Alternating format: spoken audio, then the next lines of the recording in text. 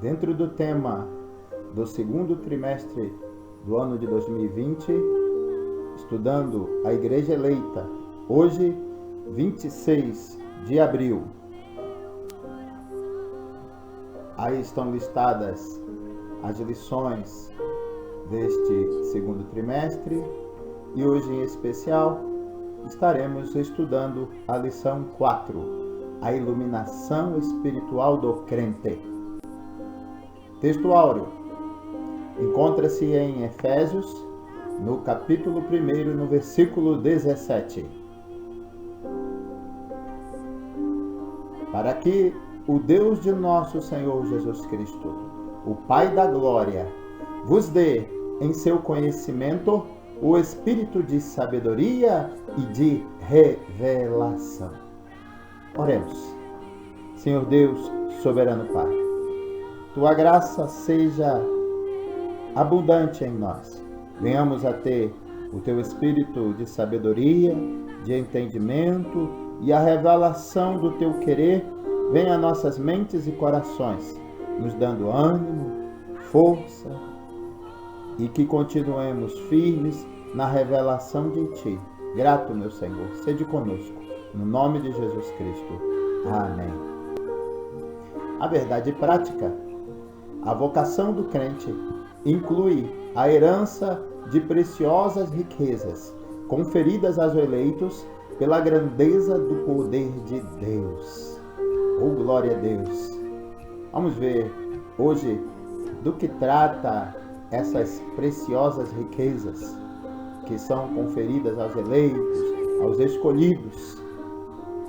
Glória a Deus! Ainda no primeiro capítulo, o apóstolo Paulo inicia uma longa sentença assim dividida. Ação de graças, versículos 15 e 16 do capítulo 1. Oração intercessora, versículos 17 a 19.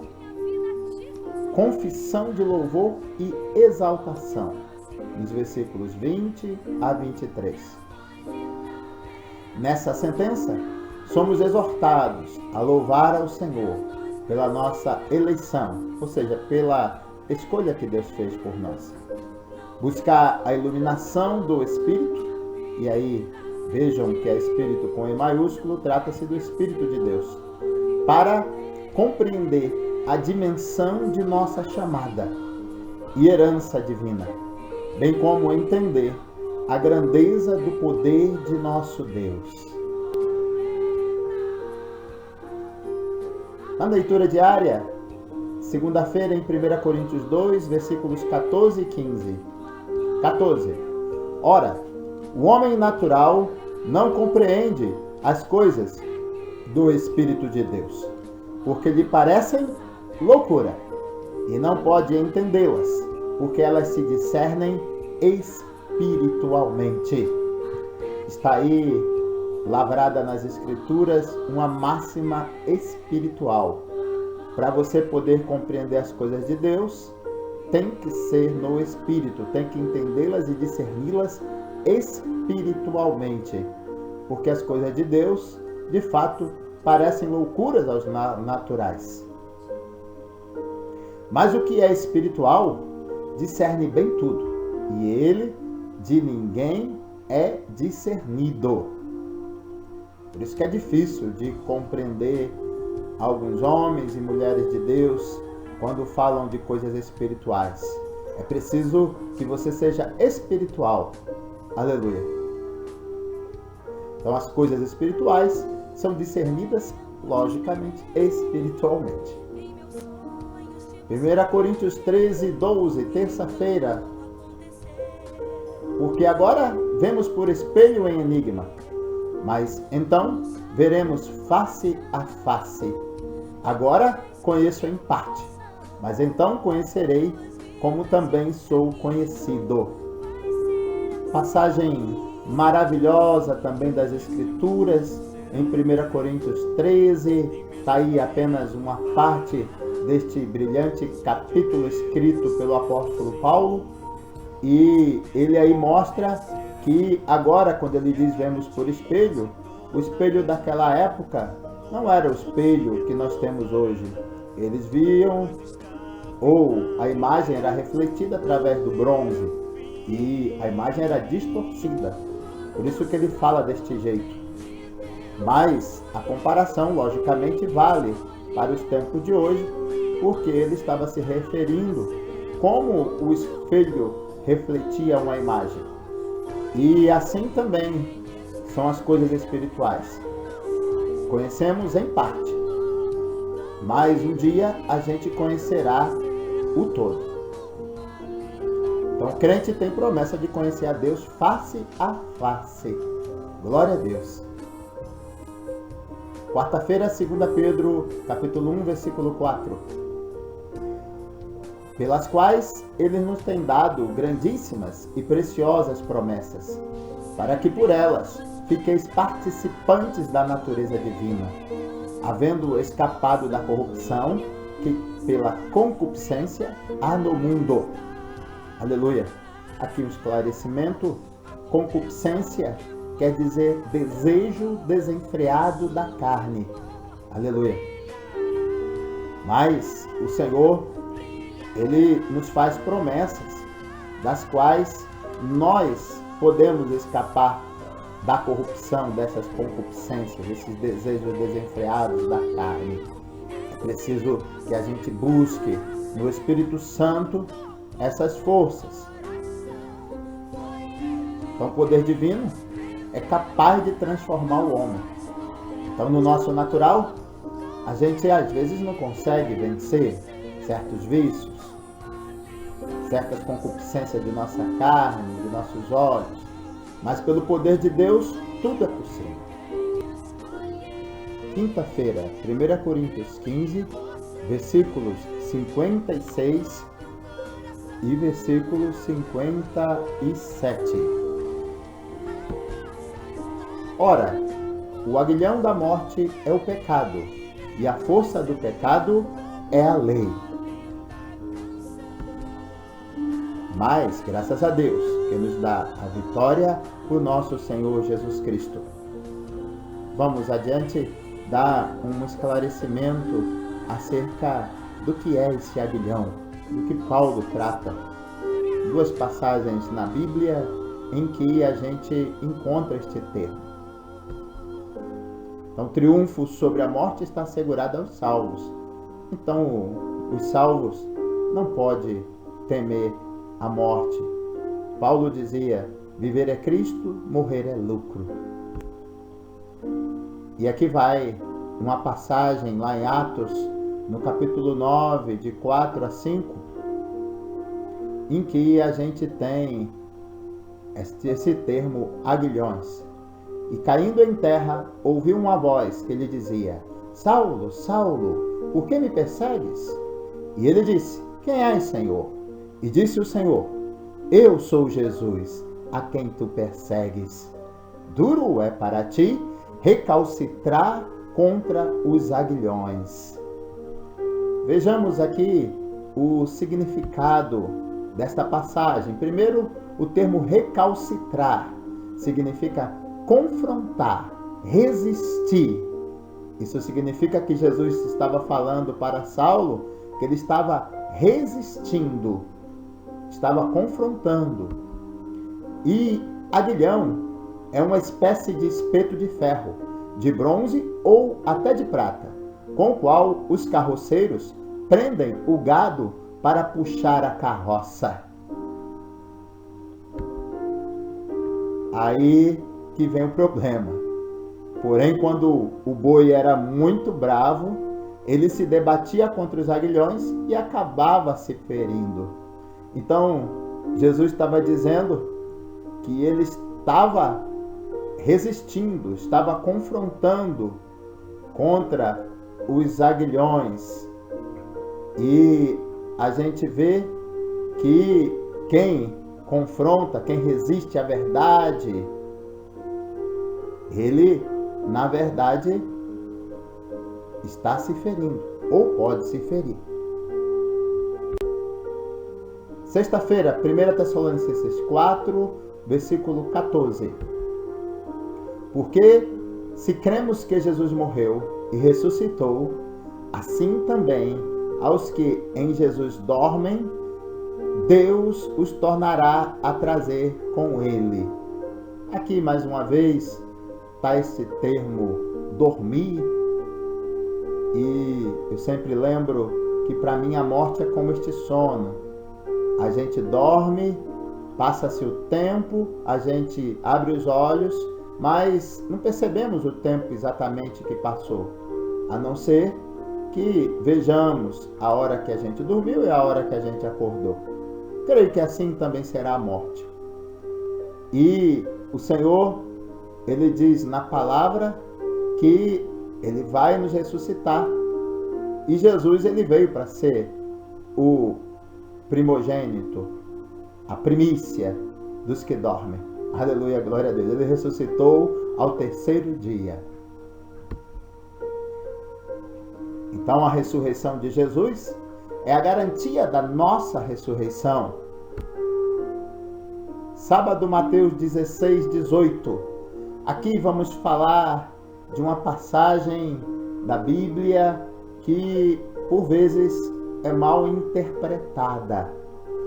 E aqui não cabe a gente falar de religião alguma, mas se há alguma interpretação equivocada, os servos de Deus têm que esclarecer. Vejam esta passagem. Pois também eu te digo que tu és Pedro, e sobre esta pedra edificarei a minha igreja, e as portas do inferno não prevalecerão contra ela.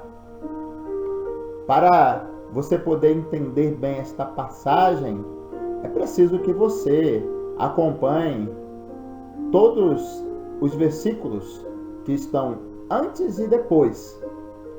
E aí você vai entender exatamente o que o Senhor Jesus queria dizer. E existem outras passagens da Bíblia que explicam bem este contexto, ou o contexto desta passagem. Então, nenhuma potestade do ar pode prevalecer contra a igreja. E aqui vem o esclarecimento que eu coletei da Bíblia de Estudo Pentecostal. Então, Pedro, a pedra e a igreja. O significado desta passagem é que Cristo edificará a sua igreja sobre a verdade da confissão feita por Pedro e os demais discípulos, que Jesus é o Cristo, o Filho do Deus vivo. Versículo 16, a gente encontra isso também em Atos 3, 13 a 26. E se vocês analisarem o contexto dos versículos que antecedem a este e os posteriores, vão notar que Cristo está falando da revelação de que Ele é o Cristo. E a igreja seria edificada sobre esta verdade. Porque a igreja não pode ser edificada sobre um homem especial. Aí daquele que confia no homem, o homem tem uma natureza corruptível e a igreja não pode de forma nenhuma estar fundamentada no homem. Então, a expressão que é relatada aí no versículo trata sobre a verdade de Cristo, de Jesus ser o Cristo, o ungido, aquele que seria enviado por Deus. Jesus emprega um trocadilho. Ele chama seu discípulo de Pedro, do grego Petros, que significa uma pedra pequena. A seguir ele diz, sobre esta pedra, grego Petra, que significa uma grande rocha maciça ou rochedo, edificarei a minha igreja, sobre a confissão feita por Pedro, ou seja, a revelação de que ele, Jesus, é o Cristo.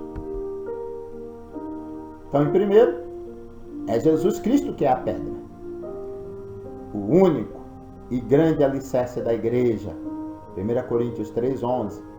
Pedro declara que Jesus é a pedra viva, eleita e preciosa, a pedra que os edificadores reprovaram, 1 Pedro 2,4, 6, 7 e Atos 4, 11. Pedro e os demais discípulos são pedras vivas, como parte da estrutura da casa espiritual, a igreja que Deus está edificando. 1 Pedro 2,5. Então Jesus é a pedra fundamental, a pedra de esquina, e os demais que fazem parte da igreja são consideradas pedras vivas, mas não a pedra principal. A pedra principal, a pedra de esquina, é Jesus Cristo, a pedra angular. Infere-se de Mateus 16, 18, quando o Papa fala ex cátedra, em íntima conexão com a revelação divina, ele goza também de infalibilidade. Assim foram criados dogmas, como a Imaculada Conceição de Maria, a Assunção de Maria. São doutrinas irrevogáveis e inquestionáveis dentro daquela igreja. E entendam que um homem, ele recebe uma revelação divina e cria dogmas para a igreja. Dogmas como esses citados, que não estão bem estruturados nas escrituras. E outros mais que a gente se defronta ao longo da existência da igreja. Aí a gente encontra as contrapartidas. Primeiro, a história conta diferente. Vejam o terror religioso que ocorreu na Idade Média. As pessoas eram tolhidas de ter acesso à informação bíblica. Não podia ter textos nas línguas vernáculas, nas línguas locais. Era apenas em latim. Poucos tinham acesso à escritura ou ao conhecimento. E a gente, quando estuda a história, lembra de tempos tenebrosos. A gente encontra dentro desses tempos a Santa Inquisição, as cruzadas. As pessoas eram mortas, queimadas vivas, torturadas cruelmente em nome de Deus. E para confirmar isso, tem fartos documentos que relatam as podridões e todas essas histórias que aconteciam. Então, onde está a infalibilidade do Papa numa figura humana? Se tantas atrocidades e erros foram cometidos em nome da fé. Segundo lugar, em nenhum lugar as Escrituras declaram que Pedro seria a autoridade suprema e infalível sobre todos os demais discípulos. E notem que nem Paulo, nem João, nem os evangelhos colocam isso que deveria ser posto em evidência, porque é uma coisa muito séria. Nem está dito também na Bíblia que Pedro teria sucessores infalíveis, representante de Cristo e cabeças da igreja. Então, tais ideias são injunções do homem e não a verdade das Escrituras.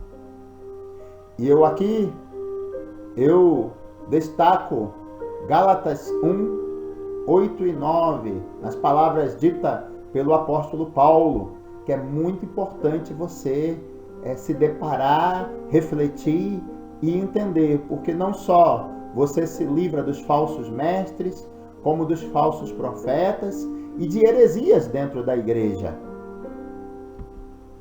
Mas ainda que nós mesmos, ou um anjo do céu, vos anuncie outro evangelho, além do que já vos tenho anunciado, seja anátema. E aqui está esclarecido, anátema quer dizer maldito. E na continuidade, assim como já vos dissemos, agora de novo também vos digo, se alguém vos anunciar outro evangelho, além do que já recebestes, seja anátema, seja maldito. Então, O evangelho que já foi pregado, escrito na pessoa dos apóstolos, dos escritores que já são consagrados, a gente tem como a palavra de Deus viva e eficaz e o suficiente para a gente encontrar a felicidade em Deus e o caminho dos céus. Se alguém pregar além do que já está escrito, seja maldito. Muito cuidado, porque isso significa que se você seguir, você também se torna um desses que é maldito para Deus.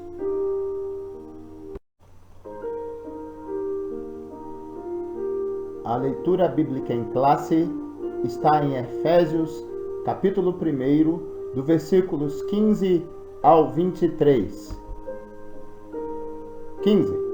Pelo que, ouvindo eu também a fé que entre vós há no Senhor Jesus, e o vosso amor para com todos os santos, não cesso de dar graças a Deus por vós, lembrando-me de vós nas minhas orações. Para que o Deus de nosso Senhor Jesus Cristo, o Pai da glória, vos dê em seu conhecimento o espírito de sabedoria e de revelação, tendo iluminados os olhos do vosso entendimento, para que saibais qual seja a esperança da sua vocação e quais as riquezas da glória da sua herança nos santos. Versículos 19 ao 23. E qual sobreexcelente grandeza do seu poder sobre nós, os que cremos, segundo a operação da força do seu poder, que manifestou em Cristo, ressuscitando-o dos mortos e pondo-o à sua direita nos céus, acima de todo principado e poder e potestade e domínio e de todo nome que se nomeia, não só neste século, mas também no vindouro. E sujeitou todas as coisas a seus pés, e sobre todas as coisas o constituiu como cabeça da igreja,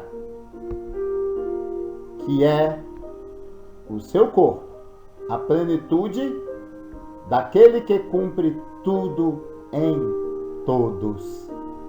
Glorificado seja o nome do Senhor. Veja que a preocupação do apóstolo Paulo é a preocupação de todo aquele que está à frente de um trabalho, de uma obra, como pastor, como ministro da casa do Senhor. Quer que todos entendam a perfeita vontade de Deus e quer que venhamos todos a crescer e saber que nele nós temos vitória, nele nós temos direção e uma perfeita direção, porque tudo se cumpre nele. Então, louvado seja o nome do Senhor. Próximo tópico: a esperança da vocação e as riquezas da glória. O apóstolo ensina que os salvos precisam ser iluminados para compreenderem quais são a esperança da vocação e as riquezas da glória da sua herança. Como primeiro item, a ação de graças e intercessão.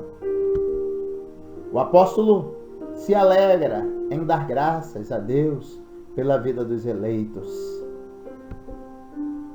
e por todas as bênçãos espirituais recebidas, tais como a eleição, a predestinação, a filiação e o dom do Espírito Santo.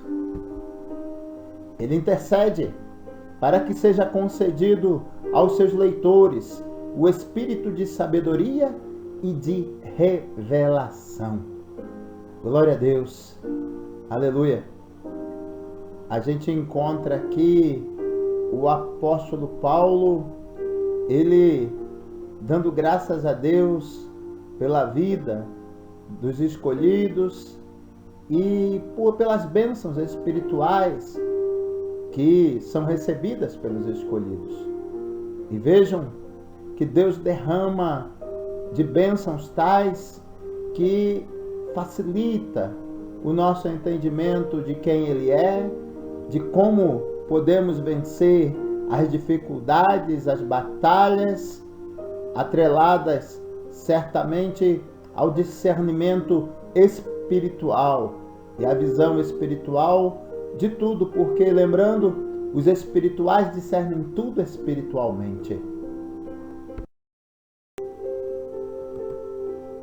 Paulo estava ciente de quão maravilhoso é o Evangelho, mas ao mesmo de quão impossível é alguém perceber a glória dessas boas novas sem ser ensinado por Deus. Por isso, ele rogava para que os crentes recebessem a capacidade de compreenderem, por meio do Espírito Santo, a esperança da chamada, as riquezas da herança e a grandeza do poder de Deus. Aqui, nesta atitude, o apóstolo Paulo está me lembrando daquela passagem em 2 Reis, no capítulo 6, os versos 16 e 17, e procurem ler melhor o contexto deste capítulo 6 de 2 Reis e vocês vão entender bem tudo. O profeta Eliseu, ele alertava ao rei de Israel as ciladas que o rei da Síria armava para poder combater o exército de Israel. E assim, o exército de Israel não caía nas suas emboscadas. Aí o rei da Síria, ele até pensou que tivesse um espião lá no meio deles. Porém, alguém disse que era o profeta Eliseu que estava contando tudo para o rei de Israel. Aí o rei da Síria mandou que prendessem e levassem Eliseu até ele. E assim, Eliseu e seu moço, chamado Geazi, foram cercados por um exército inteiro, e o moço Geazi ficou com muito medo, e aí foi que Eliseu, ele disse desta forma, que vocês podem ler aí comigo, nos versos 16 e 17. E ele disse: não temas, porque mais são os que estão conosco do que os que estão com eles. E orou Eliseu e disse: Senhor, peço-te que lhe abras os olhos, para que veja. E o Senhor abriu os olhos do moço e viu.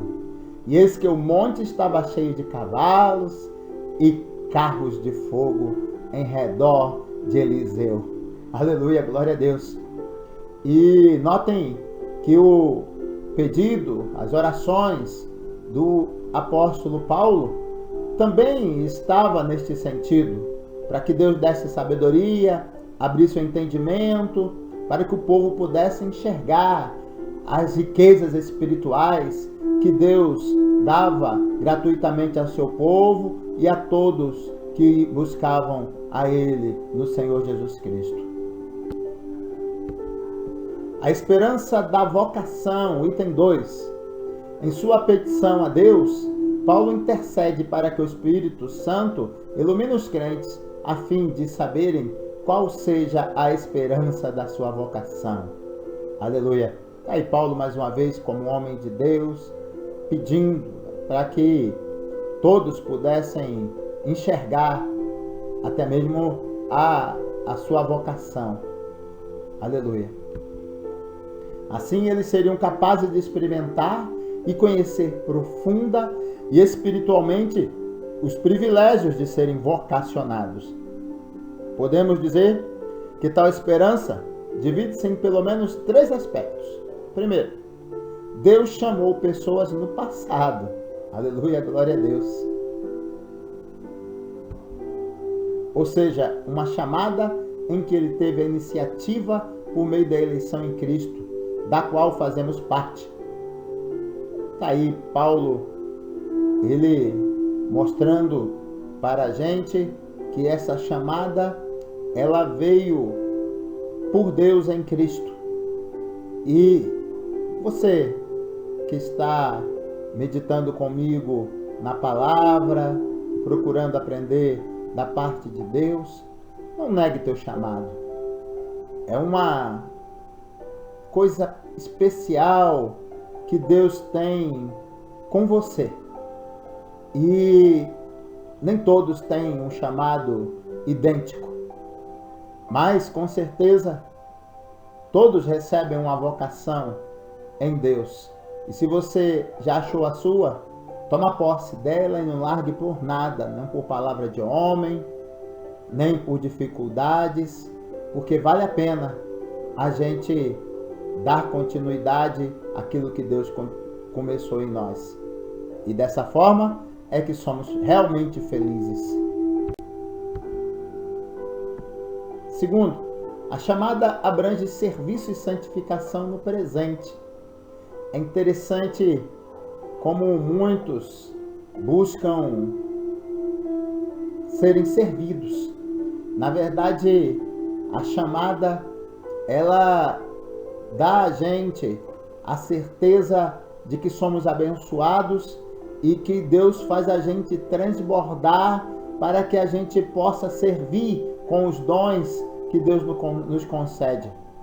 E lógico que a nossa chamada, ela serve para a gente se santificar e buscar estar dentro do centro da vontade de Deus.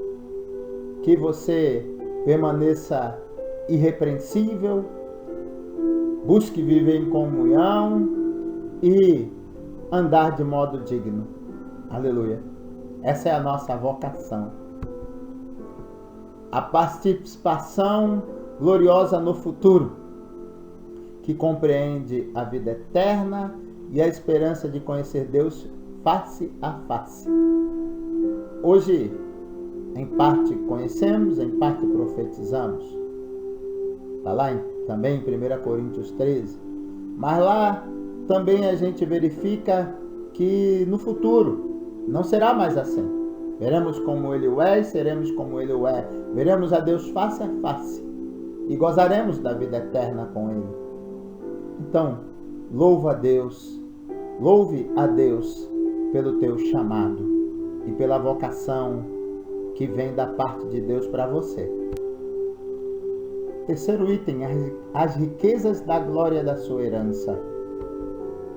Na oração, o apóstolo pede para que os crentes entendessem as riquezas da glória da sua herança. A expressão sua herança enfatiza o que Deus deu aos seus eleitos. Já o termo riquezas refere-se às maravilhosas bênçãos que acompanham o plano da salvação, tais como o perdão dos pecados, a adoção de filhos e as bênçãos que serão desfrutadas no porvir. Aleluia! Estão aí essas passagens que são listadas em Colossenses no capítulo 1, 1 Pedro no capítulo 1. Aleluia! Vamos entender bem que, atrelada à nossa salvação, existem bênçãos para o presente e bênçãos para o futuro. Conheçamos bem tudo isso para que a gente se alegre na presença de Deus. Outro exemplo das bênçãos futuras, né? Vermos a Deus, a Cristo e o adorarmos. Aleluia! Pensa você lá no céu de glória, junto com os anjos, junto com todos os crentes de todas as épocas, e a gente adorando e desfrutando de um ambiente sem maldade, sem tristeza, nem dor. Que coisa maravilhosa essa herança para aqueles que são escolhidos e aceitam este chamado, a sua vocação no Senhor Jesus Cristo. Sim, no dia aprazado, os fiéis estarão reunidos nas bodas do Cordeiro. Apocalipse 19, 7 a 9. Então os salvos tomarão posse da herança preparada desde a fundação do mundo. Aleluia! Vejamos esta passagem maravilhosa de Apocalipse no capítulo 19. Regozijemo-nos e alegremo-nos e demos-lhe glória, porque vindas são as bodas do Cordeiro, e já a sua esposa se aprontou. E foi-lhe dado que se vestisse de linho fino, puro e resplandecente, porque o linho fino são as justiças dos santos. E disse-me: escreve, bem-aventurados aqueles que são chamados à ceia das bodas do Cordeiro. E disse-me: estas são as verdadeiras palavras de Deus. O próximo tópico, vamos estudar sobre a excelente grandeza e força do poder divino. O poder divino é imensurável. Em outra palavra, inefável, sem medida, e nada pode detê-lo. Em sua carta, Paulo se esmera no esforço de traduzir a grandiosidade e a eficácia desse poder, que opera em favor dos crentes.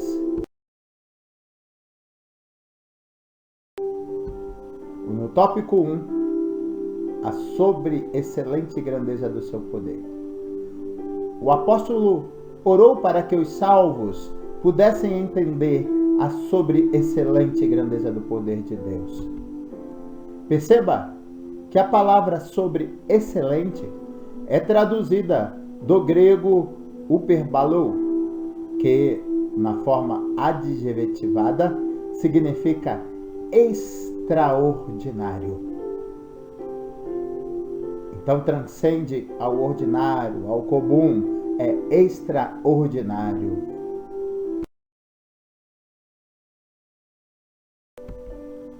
Já a expressão seguinte, megetos, grandeza, objetiva enaltecer a magnitude do poder de Deus que a tudo sobrepuja.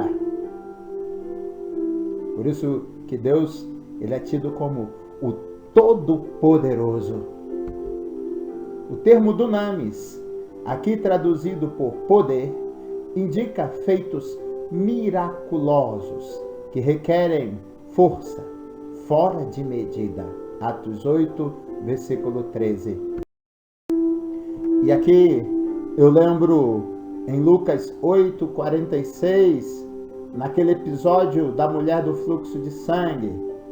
E disse Jesus no versículo 46, alguém me tocou, porque bem conheci que de mim saiu virtude. E aqui mais uma vez, a palavra grega dunamis, que também é traduzida como poder em ação. Aleluia.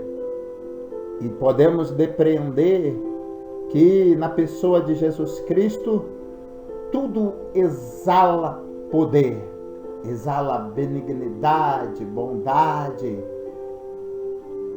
exala aquilo que a gente pode dimensionar como um algo extraordinário.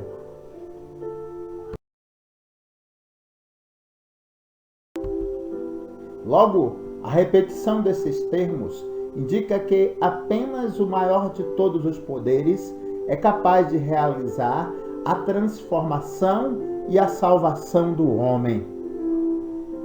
Eu sempre ouço alguém dizer que pau que nasce torto morre torto. Todavia, o poder do Senhor, que é um algo extraordinário, foge de nosso entendimento natural, ele pode mudar qualquer coisa.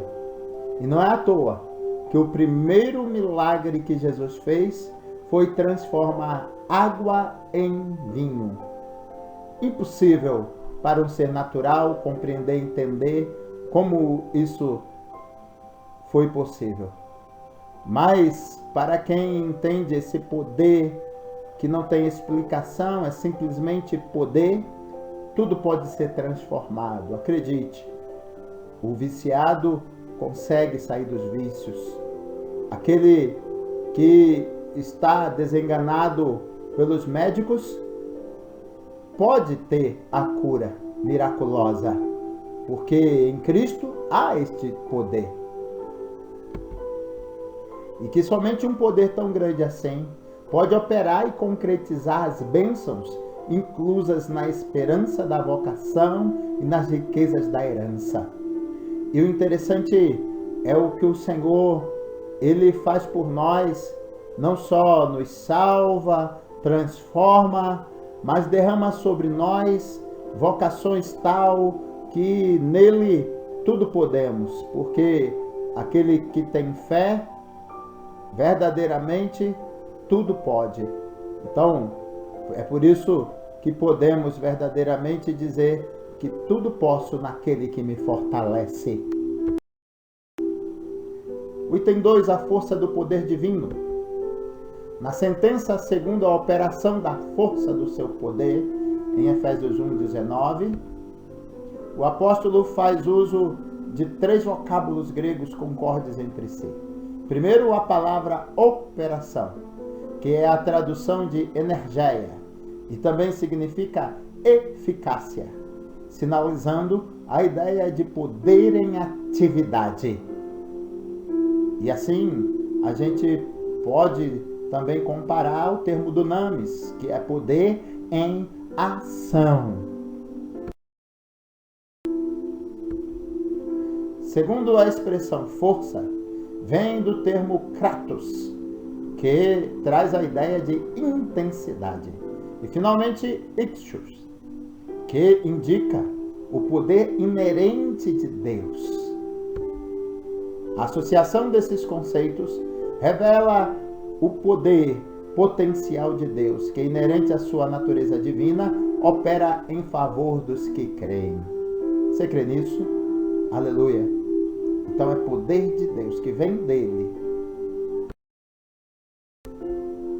Para aprofundar essa impressionante descrição, Paulo apresenta 3 exemplos irrefutáveis da força desse poder. Primeiro, a ressurreição de Cristo. Segundo, sua ascensão à direita de Deus nos céus. E terceiro, sua elevação acima de todo o domínio, porque foi dado todo o poder no céu, na terra. Aleluia. Glória a Deus. Passamos agora ao terceiro tópico. Cristo, nosso exemplo de exaltação. Nesse ponto, veremos 3 aspectos da exaltação de Cristo, que atestam a grandiosidade do poder de Deus, disponível também aos crentes. Primeiro item, Cristo. As primícias dos que dormem.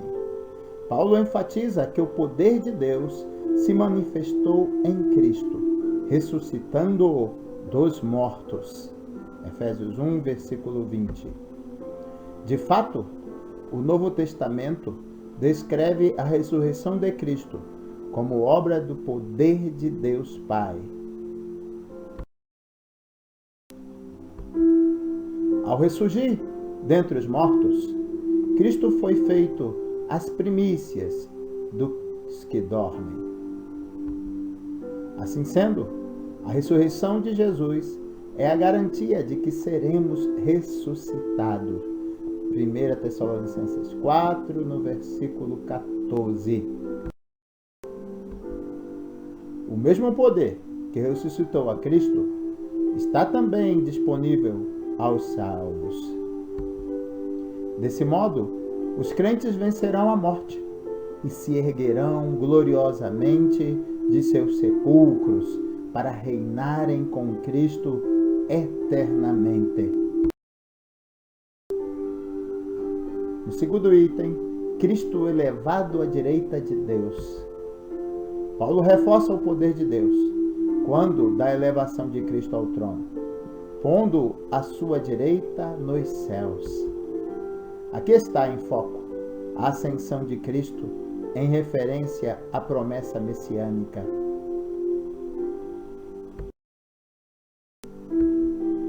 O grau de exaltação para uma posição de honra e autoridade indica o completo triunfo de Cristo sobre o pecado e as forças do mal.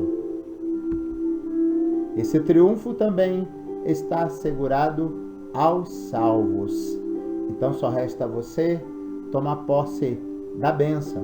Você é feito para triunfar sobre o pecado e sobre as forças do mal. Logicamente, tudo no nome dele, em Cristo Jesus. E endossa nossa participação na vida celestial, conforme indica a expressão, nos fez assentar nos lugares celestiais. Está aí a garantia que você é peregrino nesta terra. Vamos tomar posse dos céus, no nome de Jesus Cristo. Assim, tanto a ressurreição como a ascensão de Cristo são obras do poder do Pai. Terceiro item, Cristo exaltado sobremaneira. Nesse ponto, Paulo ensina que o poder de Deus exaltou Cristo acima de todo principado e poder e potestade e domínio e de todo o nome que se nomeia. Significa que ele foi exaltado acima de toda a eminência do bem e do mal e de todo título que se possa conferir nessa era e também no porvir. O resultado desse triunfo faz duplo benefício para a igreja. Primeiro, que Deus fez Cristo o cabeça da igreja.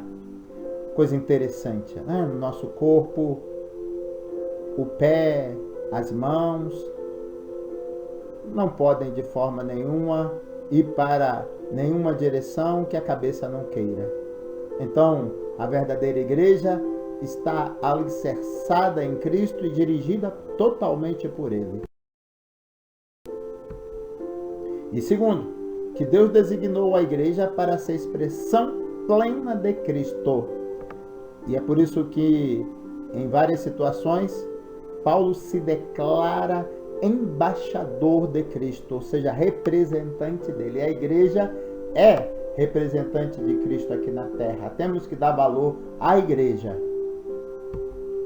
Isso significa que nenhum poder pode prevalecer contra a igreja do Senhor. Lembram aí de Mateus 16, 18? Tanto a ressurreição como o assentar-se nos céus está disponível aos crentes. E de semelhante modo, a glorificação por meio do grande poder de Deus. É o resumo deste tópico. Seja abençoado em nome de Jesus. Chegamos à nossa conclusão e ao final desta lição. Embevecido com as bênçãos espirituais, Paulo também mantém adoração contínua ao eterno Deus. Atitude que deve ser seguida por todos os salvos. A compreensão das dádivas da salvação demonstra o excelso valor daquilo que Deus fez por nós. Seus atos poderosos viabilizam a transformação e a glorificação dos que creem. Acredite, você e qualquer pessoa pode ser transformada, porque é simplesmente poder de Deus.